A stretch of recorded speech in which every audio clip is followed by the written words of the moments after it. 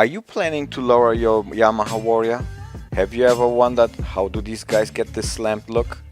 But I don't want to spend so much money on a tricky air ride system? Well, in this video I'm gonna show you alternatives to a tricky air ride system that will lower your bike and are much less expensive and will save you a lot of money. Stay tuned.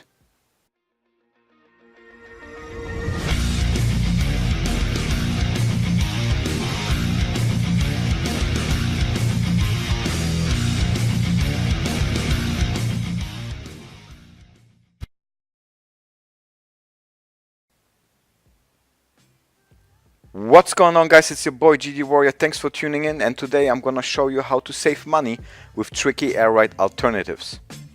Alright guys, let's get started. So there's two types of links that will lower your bike.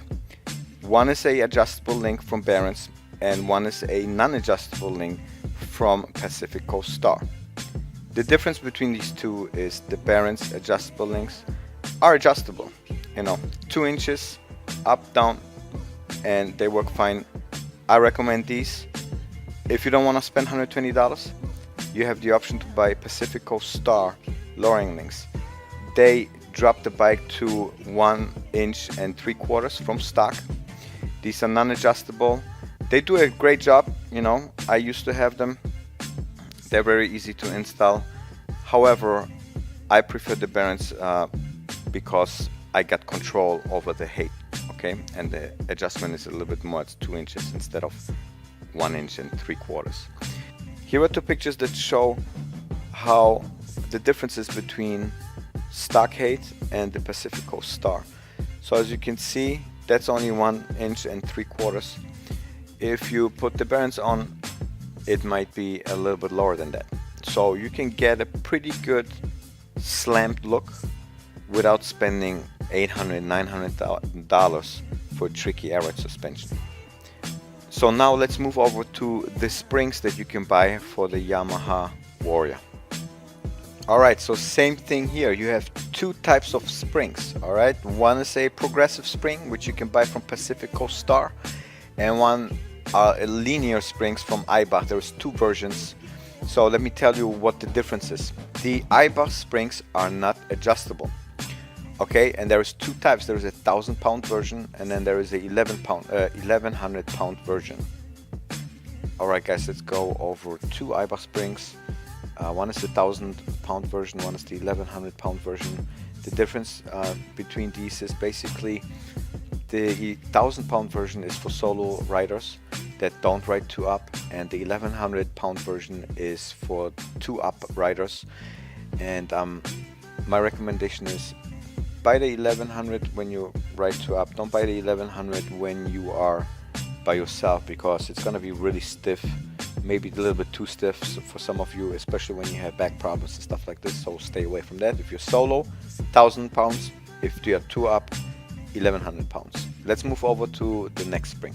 Alright, so right here we have the Pacific Coast Star progressive rear spring. The difference between this one and the Eibach is that this one is adjustable. So with this spring right here, if you ride 2-up sometimes, or you ride solo sometimes, or mixed up, then this is the right spring for you, because right here you can adjust the rate between 825 pounds and 1,250 pounds. So if you ride 2-up, or you have, luggage on your bike because you went on a trip, you can set it to 1,250 pounds. And if you ride solo, go ahead, set it to 825, 900, something in that area, and you'll be fine. Important things to mention when you buy a lowering kit: the drivability can change. Your cornering might get worse. Also, what can happen is when you install an exhaust, you can scrape your exhaust doing right turns to lower the bike. So exhaust that sit nice and high like the Speedster exhaust, you should be fine.